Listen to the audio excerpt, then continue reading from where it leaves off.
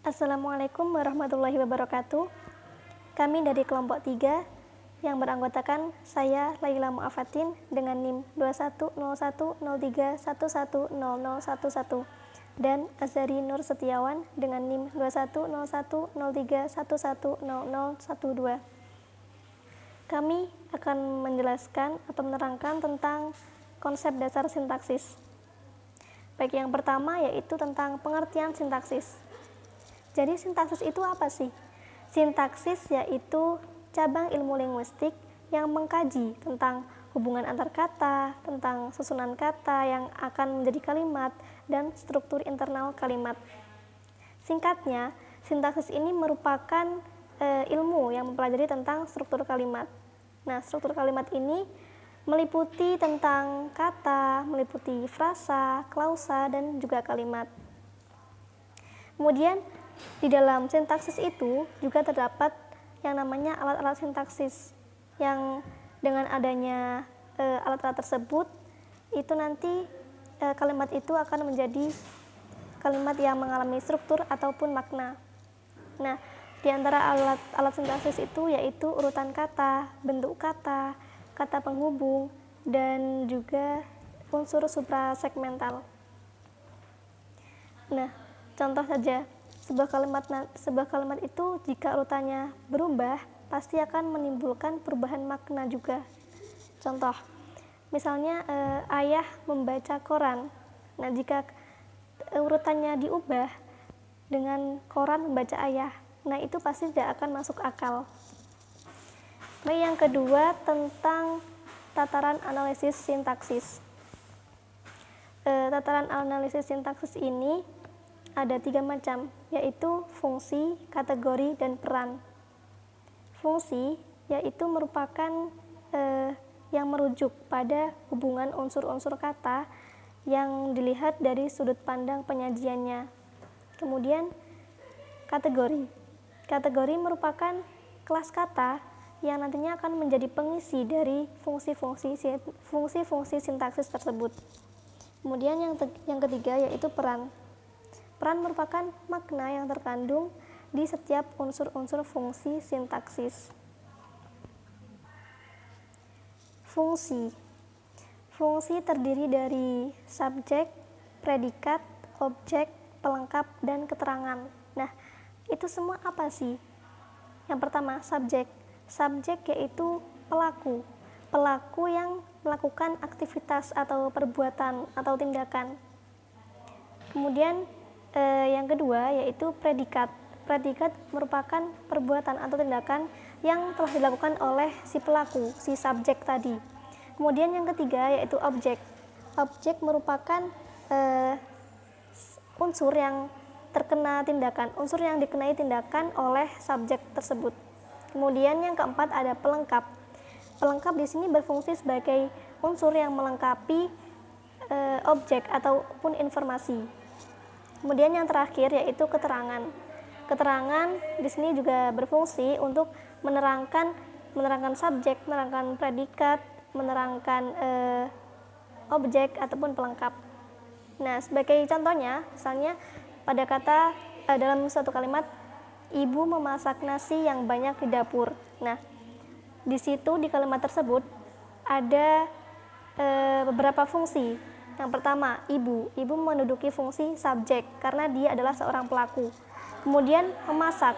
Memasak merupakan fungsi predikat karena itu menunjukkan sebuah perbuatan ataupun tindakan. Kemudian nasi menjadi fungsi objek karena itu yang terkena tindakan dari si pelakunya. Kemudian pelengkapnya, fungsi pelengkapnya terdapat pada kata yang banyak. Nah, itu merupakan pelengkap tentang kata sifat atau frasa sifat. Kemudian yang menunjukkan fungsi keterangan itu pada kata di dapur, menerangkan tentang keterangan tempat. Kemudian yang kedua yaitu kategori. Kategori itu merupakan kelas kata yang menjadi pengisi fungsi-fungsi dari sintaksis itu. Kategori bisa meliputi nomina, bisa verba, adjektiva, atau pronomina, atau yang lainnya. Nah, contohnya, salah satu contohnya yaitu Pak Tani sedang menanam padi. Pak Tani menduduki kelas kata pronomina karena dia merupakan kata ganti. Kemudian sedang menanam itu menduduki kelas kata verba atau kata kerja. Dan yang terakhir yaitu padi. Ia menduduki kelas kata nomina atau kata benda. Kemudian yang ketiga yaitu peran. Peran sintaksis adalah makna yang terkandung dalam setiap unsur-unsur fungsi dari sintaksis. Contoh dari peran yaitu nyamuk-nyamuk bertebaran di atas kepalaku. Yang berperan sebagai pelaku itu adalah nyamuk-nyamuk. Kemudian berterbangan itu berperan sebagai pekerjaan karena dia itu melakukan suatu aktivitas. Kemudian di atas kepalaku itu berperan sebagai tempat karena dia menunjukkan tempat. Baik, bismillahirrahmanirrahim. Saya akan melanjutkan presentasi dari Mbak Laila. Selanjutnya itu ada kajian dalam sintaksis. Yang pertama itu ada frasa. Apa sih itu frasa? Frasa itu ialah satuan gramatikal yang merupakan gabungan dua kata atau lebih yang bersifat non-prediktif dan menduduki satu fungsi. Frasa itu digolongkan menjadi beberapa jenis. Yang pertama, klasifikasi frasa berdasarkan unsur pembentukannya. Yang kedua, frasa yang unsurnya berupa frasa.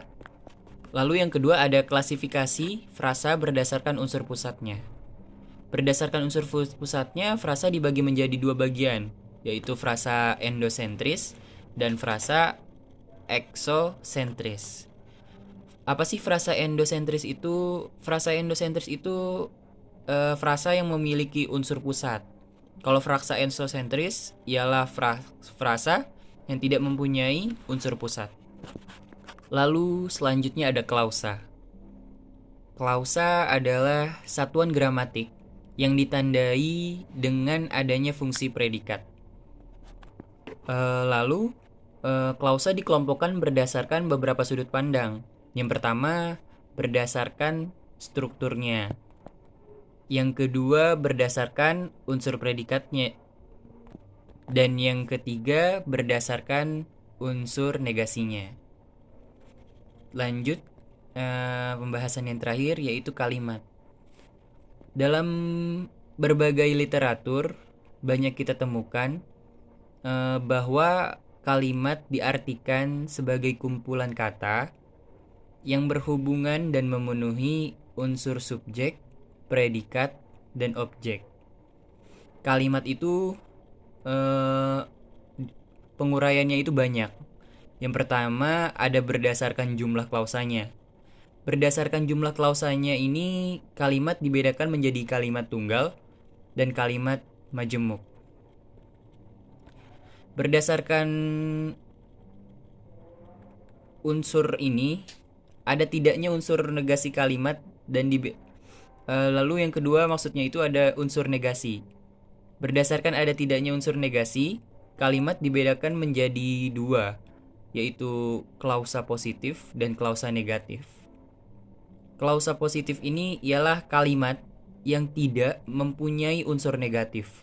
Sedangkan kalimat negatif ialah kalimat yang mempunyai unsur negatif yang ditandai adanya kata negatif bukan atau tidak. Lalu yang ketiga, berdasarkan kelengkapan strukturnya. Berdasarkan kelengkapan strukturnya ini, kalimat juga dibedakan menjadi kalimat minor dan kalimat mayor. Kalimat mayor itu memiliki klausa yang lengkap. Sekurang-kurangnya ada unsur subjek dan predikat. Lalu yang kalimat minor, klausanya tidak lengkap. Entah hanya terdiri subjek saja, atau predikatnya saja, atau objeknya saja, atau keterangannya saja. Lalu yang keempat ada berdasarkan kepasifan. Berdasarkan kepasifan predikatnya. Kalimat berdasarkan kepasifan predikatnya ini dibedakan menjadi dua, yaitu kalimat aktif dan kalimat pasif. Kalimat aktif ialah kalimat yang predikatnya bersifat aktif. Yang kedua, kalimat pasif ialah kalimat yang predikatnya bersifat pasif. Dan yang kelima, ada juga yang berdasarkan kelangsungannya. Berdasarkan kelangsungannya ini dibedakan lagi atas kalimat langsung dan kalimat tidak langsung. Kalimat langsung itu artinya kalimat yang secara cermat menirukan ucapan orang. Kalimat langsung juga dapat dimaknai sebagai kalimat yang memberitakan bagaimana dari ucapan orang lain. Lalu kalimat tidak langsung adalah kalimat yang tidak menceritakan kembali perkataan atau ucapan orang lain. Lalu yang keenam, ada berdasarkan isinya. Berdasarkan isi atau fungsinya, kalimat dapat dibedakan menjadi kalimat yang pertama, kalimat perintah. Kalimat perintah adalah kalimat yang bertujuan memberikan perintah kepada orang lain untuk melakukan sesuatu. Macam-macam kalimat perintah itu ada banyak juga. Yang pertama, kalimat perintah biasa ditandai dengan partikel lah, seperti contohnya gantilah motormu. Yang kedua, kalimat larangan ditandai dengan kata jangan. Contohnya itu jangan keluar malam. Yang ketiga itu kalimat ajakan ditandai dengan kata tolong atau silahkan atau mohon. Contohnya tolong temani ibu di rumah.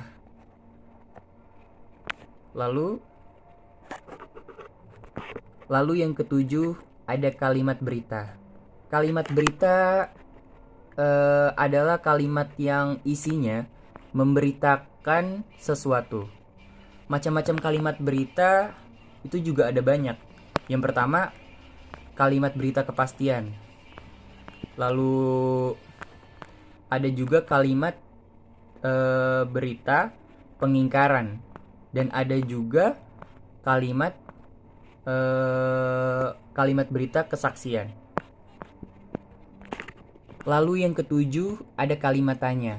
Kalimat tanya ialah kalimat yang bertujuan untuk memperoleh suatu informasi atau jawaban yang diharapkan. Contohnya itu, kapan Wildan kembali ke Jakarta? Lalu kalimat yang terakhir yaitu kalimat seruan. Kalimat seruan ialah kalimat yang digunakan untuk mengungkapkan perasaan yang kuat atau yang mendadak. Contohnya itu, aduh dompet saya tertinggal. Itu sebagai contohnya. Lalu ada juga berdasarkan posisi subjek dan predikatnya. Kalimat berdasarkan letak subjek dan predikatnya dibedakan menjadi dua, yaitu kalimat versi dan kalimat inversi. Kalimat versi adalah kalimat yang fungsi subjeknya mendahului predikat. Lalu kalimat inversi itu kalimat yang predikatnya mendahului subjeknya. Dan ada juga yang berdasarkan pengembangannya. Berdasarkan pengembangannya ini, kalimat dibedakan menjadi kalimat inti, kalimat luas, dan kalimat transformasi. Kalimat inti itu adalah kalimat yang hanya memiliki fungsi dan subjek predikat. Lalu kalimat yang memiliki fungsi lebih daripada subjek dan predikat disebut kalimat luas. Sedangkan kalimat transformasi adalah kalimat inti yang sudah mengalami perubahan, baik berupa penambahan kata ataupun perbanyakan unsur inti. Lalu kesimpulannya adalah sintaksis adalah ilmu yang mempelajari tentang struktur kalimat yang meliputi kata, frasa, klausa, dan kalimat. Dalam sintaksis terdapat alat-alat sintaksis, yaitu urutan kata, bentuk kata, kata penghubung, dan unsur-unsur yang lain. Adanya alat-alat itu, maka sebuah kalimat akan mengalami struktur dan makna. Tataran analisis dalam sintaksis meliputi fungsi, kategori, dan peran. Fungsi sintaksis sendiri atas subjek ya ini pelaku yang melakukan perbuatan. Predikatnya yakni perbuatan yang dilakukan pelaku. Lalu objek yakni unsur yang dikenai tindakan. Lalu ada pelengkap, yakni unsur yang melengkapi objek atau informasi. Lalu ada keterangan yakni sebagian dari menerangkan SPO dan PEL. Kategori ialah kelas kata yang mengisi fungsi-fungsi sintaksis, meliputi nomina, verba, adjektiva, pronomina, peran. Dan peran adalah makna yang ada di setiap unsur-unsur fungsi sintaksis. Mungkin itu saja yang dapat kami sampaikan. Kurang lebihnya mohon maaf. Wallahu muwaffiq ila aqwamit thoriq. Wassalamualaikum warahmatullahi wabarakatuh.